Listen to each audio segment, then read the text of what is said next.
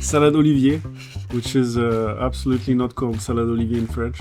Computer science is in one of those moments where it's, different fields are coming together. It's HSC, a new, young, active university in Russia. Be curious and, but learn math. Yeah, I think it's useful.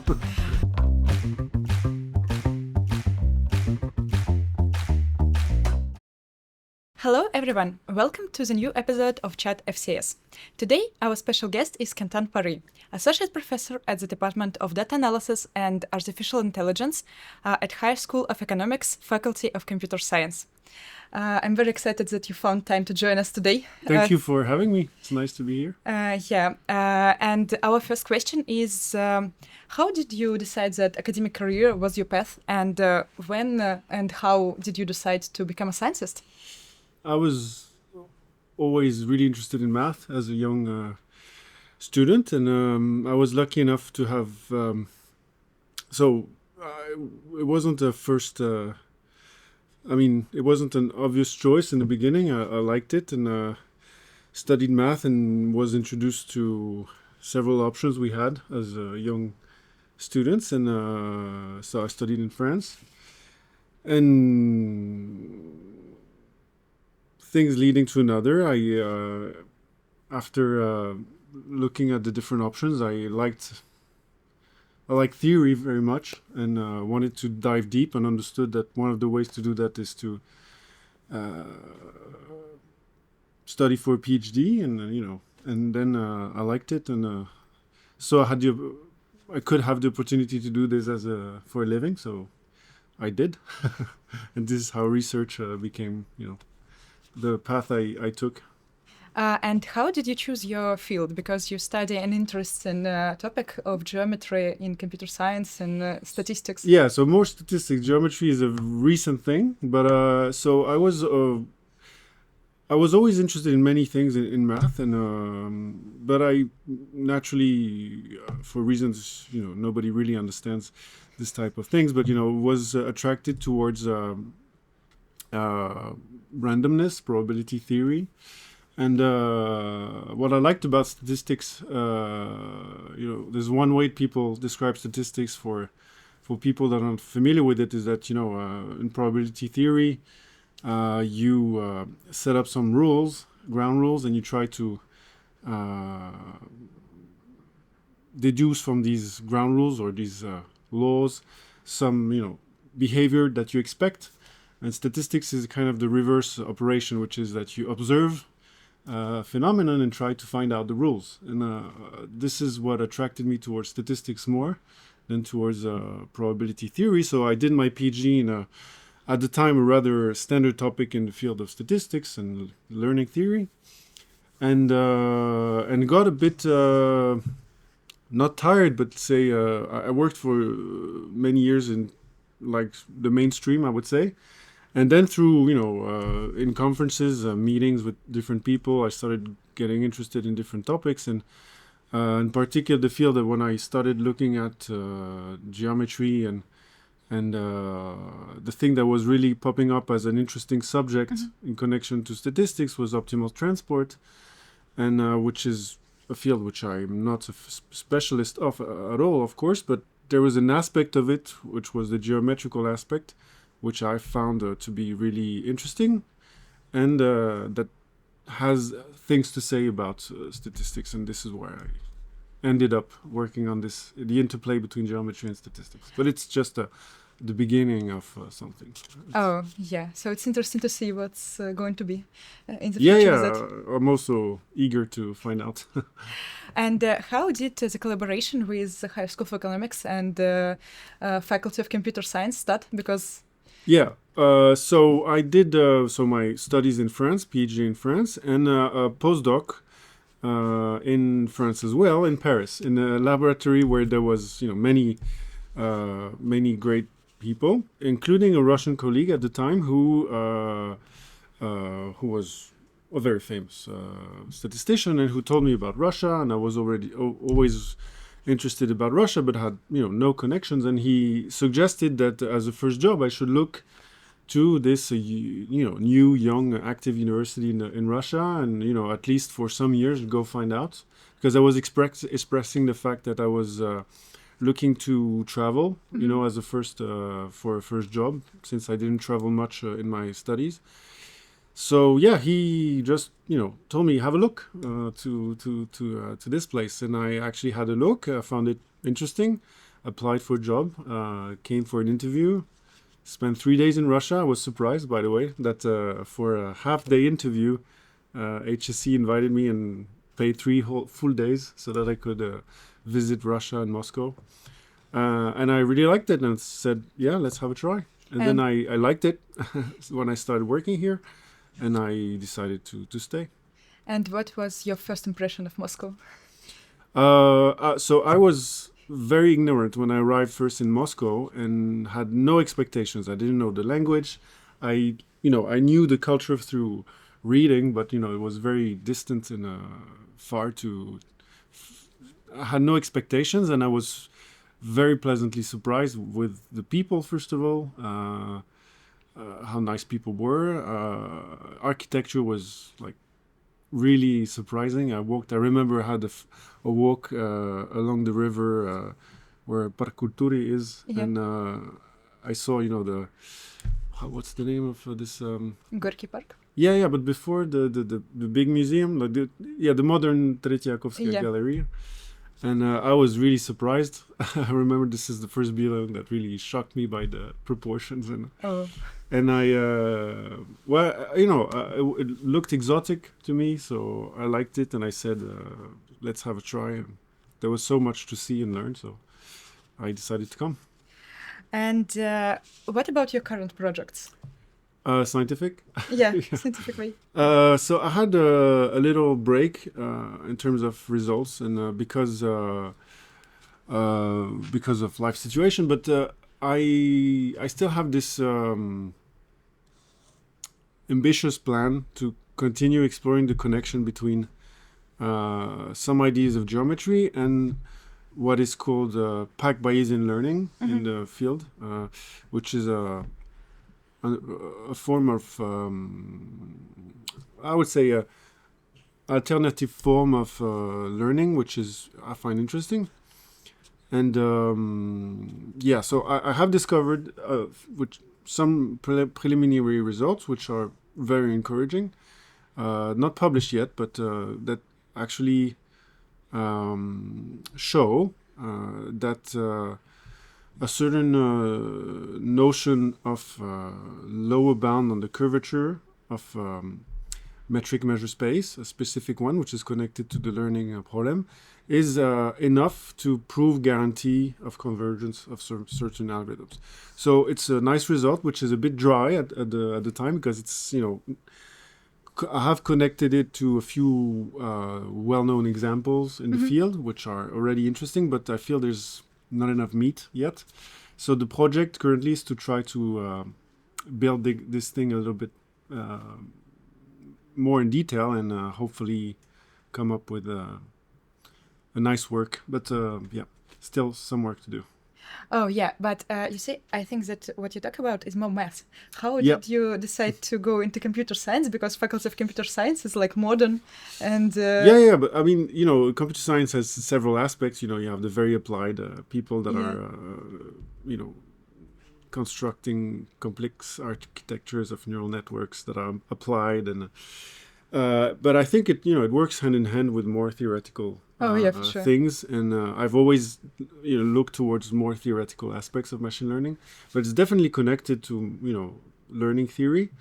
There's a lot of things that happen on the practical side, that people don't have a full understanding of theoretically, and I'm interested in exploring trying to find explanations for that. This is why I'm very happy to work on more applied problems, but lately I didn't have the chance or collaborations that brought me in this direction, so I'm sticking with more theoretical problems.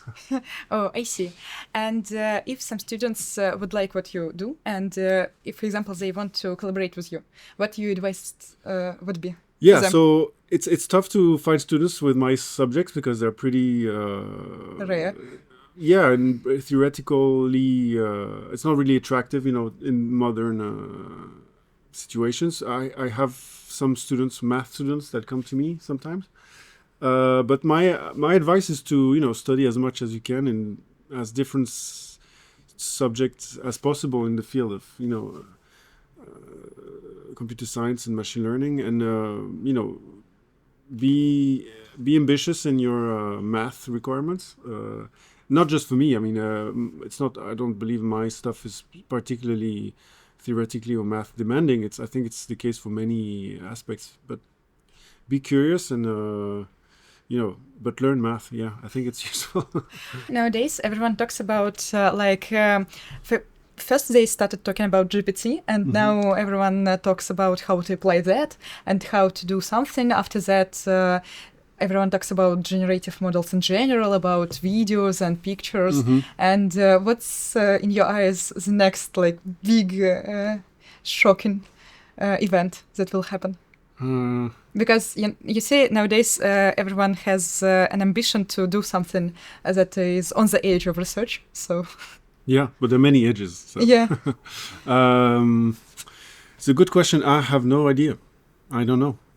I don't know what's the next step. I'm a bit further away from I would say the trending topics. Oh yeah. But in your field of statistics, I think obviously I'm biased, but I believe that there's still a lot of things we have not understand on the structure of some learning problems, and I do believe that this is why I do what I do. Otherwise, I wouldn't do it. But I do feel that geometry has things to teach us, and that it might be one, because it's so complicated at this level. It might be one of the things that explains some phenomenon that we don't understand very well, in terms of the generalizations of some learning techniques that should not be working as good as they do. I would say geometry, but I'm biased. Obviously, I'm very biased. Well, it's actually a very unusual answer, and I think that some students nowadays will look into that. Okay, yeah, I'm happy if they do. What do you think about connections in different fields? Because as your research topic is connected with geometry and statistics, what do you think people should learn, not only math, but maybe some other field? Is it important? Or it will come next with your work? It's a good question. It's obviously, the more you know, the better it is. But the thing is, I think, it's a bit old school what I'm going to say, but I think you can only be good in what you do if you love what you do. Yeah. And, force yourself to learn stuff that you don't want to learn about. I think it's a bad thing to do. I mean, I started to study what I study precisely because I was interested in it. And was it luck? Was it, a coincidence that, I've eventually found a connection between geometry and statistics, even though extremely small. And I'm not the first one, obviously. There's a long line of people that work at the interplay of these two things. But I think students have to study hard in the thing they love. And if it happens to be, if they love quantum mechanics, I don't know, and neural networks, they'll maybe invent something fantastic at the border. But obviously, you have to come up with a plan and try to not be purely intuitive in whatever you do, or try to construct a plan, but work on the things you love. Identify what you love, what you're interested in, and work harder than everyone else. And eventually something will pop out. You can be a specialist of one field, and you don't necessarily need to bring something new. Sometimes you just need to work harder in one direction. That I think computer science is in a moment, probably has been in this moment for a long time. I feel it's a moment where we're redefining disciplines. Maybe a long time ago it was clear that there was, that math was a thing, computer science was another, even though it's really close to math. That, software engineering is a different thing. Today you cannot find a clear distinction between these fields that were understood as separate before. Today they work all together. So I think computer science is in one of those moments where it's, different fields are coming together creating a huge blob of people working together, working on different problems. I think we're at a moment where things are going to be redefined because, you need this back and forth to be efficient. Yeah. Sometimes people need to come together, say, okay, look, we were working separately and it was not efficient. Now we have to work together. But then if the problems are too big and too widely defined, it's not efficient either. So we're in this, I feel, in a moment of redefining of borders for people to re-specialize again and come back together later. So maybe there's something like that going on. Yeah, it's an interesting take. Thank you. And I wanted to ask, as you talked about communities and people working together, what differences you see in our Russian community specifically and in France? I think we look alike. Really? Yeah, we're very. I mean, university, the academic world is very international, so people, traditions and the culture tends to spread, and you become a bit uniform. So I think here people took a bit more of the Anglo-Saxon model in terms of how it works, recruiting and organization of a professor, associate professor, and everything.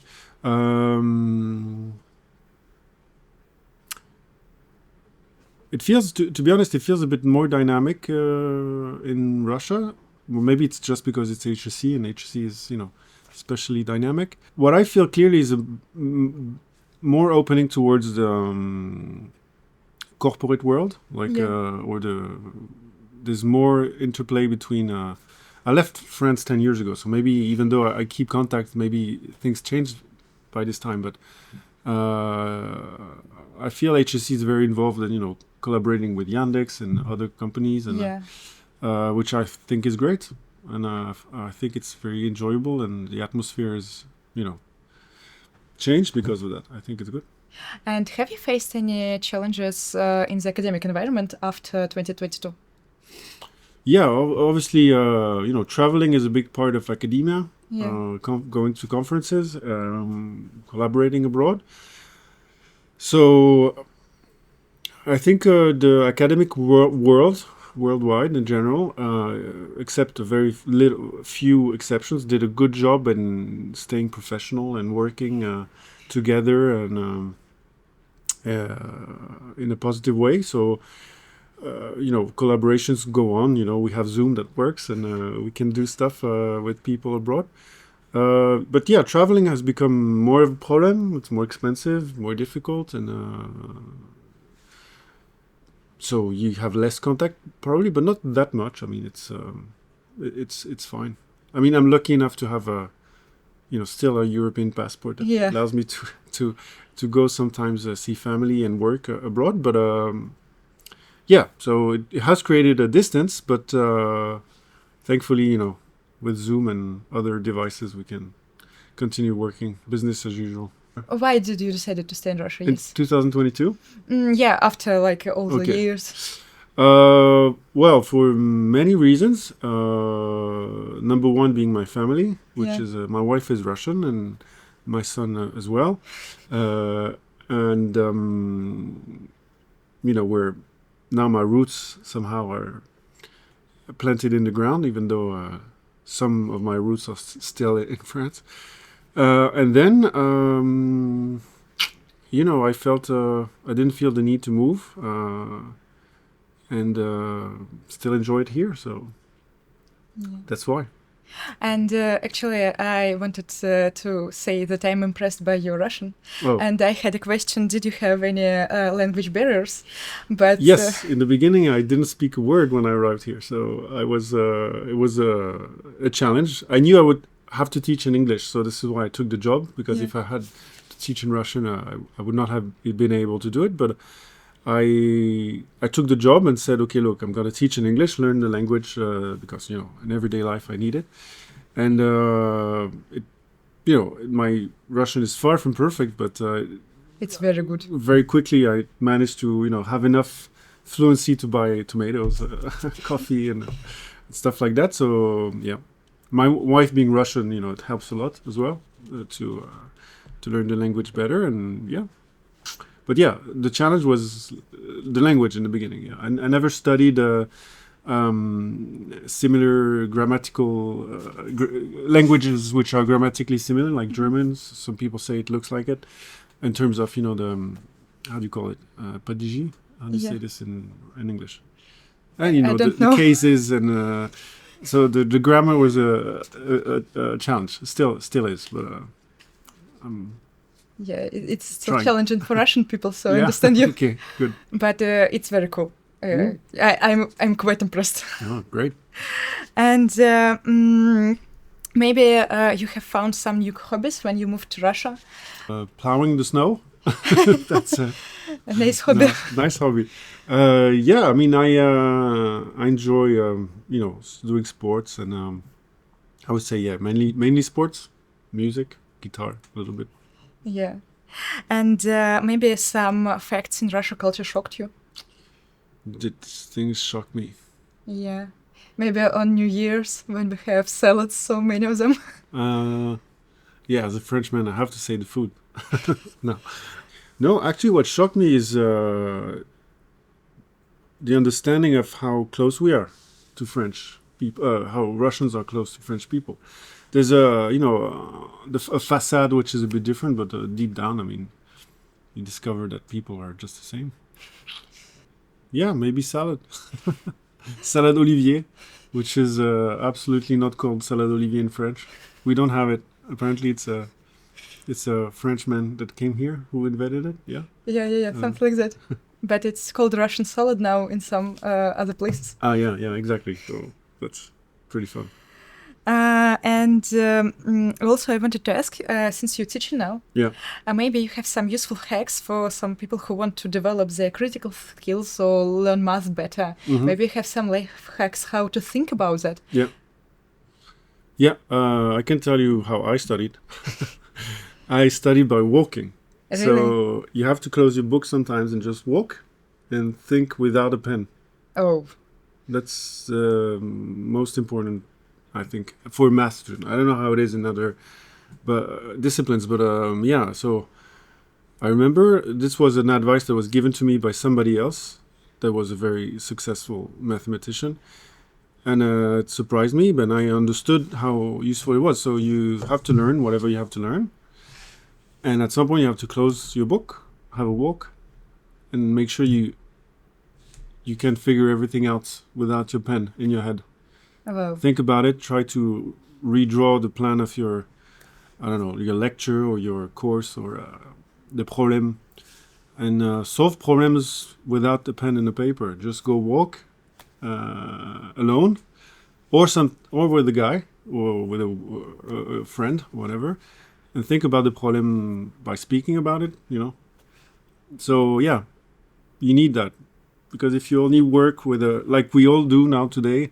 Me included, look, with a pen, a paper, a computer, music, you cannot, your brain needs some time to work out the thing by itself. And if you don't, take this habit, there's something that doesn't happen that should be happening in your brain, I think. Yeah, that's my advice. I don't know. Well, it's very interesting. I have never seen it anyway before. Okay. So thank you. I will try. Okay, yeah. And also, maybe you have some advice to people who come to study in Russia or to teach someone, maybe some useful hacks for that also? I learned a bit about history maybe before coming. Russian history, start to learn about language. I think Russians, like everyone, like when people make an effort, Yeah. See that people have been trying a little bit to know a few words. Take some very hot socks for winter. Okay, and what about AI? Do you use it in your work? Maybe. Sometimes. Yeah. Sometimes, yeah. I use ChatGPT for, for easy stuff, but I find it great and dangerous at the same time, because it's so performant in tasks that we used to do before. Yeah. I hope it won't correlate with a decrease in IQ of people, because it solves so many problems on a daily basis. Like the other day I was asking, please write a summary of give me an outline or what are the 5 most cited articles on this topic, which not necessarily relates to math. And it was doing it like in a microsecond, and it's great, but I don't know, maybe we'll need to be careful about that, because if it's gonna replace our brains. But yeah, I use ChatGPT on a regular basis. Yeah, and it's interesting since you do math, Mhm. and it's quite hard yet to manage by GPT. What do you mean? ChatGPT doesn't Doesn't do math. it. Yeah, I didn't try. I didn't try to ask him to solve any math problem for the moment. Maybe I should, actually. Maybe I should. Yeah, and also I wanted to ask, maybe you are waiting for some big scientific problem to be solved, not in your field necessarily, but like in this decade, maybe you're waiting for something. Yeah, there's something called the KLS conjecture Uh-huh. from 3 scientists, Kanan, Lovac, and Simonovitz. And I think it will be solved in this decade. And I'm eager to see the results, if it's true or not. But it's complicated to state, but I think it will be a massive result in the field of probability theory, and with implications in many things. And yeah, I would say this. I'm looking forward to see this solved. Oh. Yeah. It's interesting. I have never also heard about that before. But what's Faculty of Computer Science for you? We always ask that question. It's our What it is question. for me? Yeah, what it is for you. I don't know, an exciting place for research and students, interdisciplinary research. I don't know, it's a nice forum to learn. I like it. But you have been here for 10 years, and you have seen the faculty when it's only developed, and now it's big and modern and fashionable. Yeah.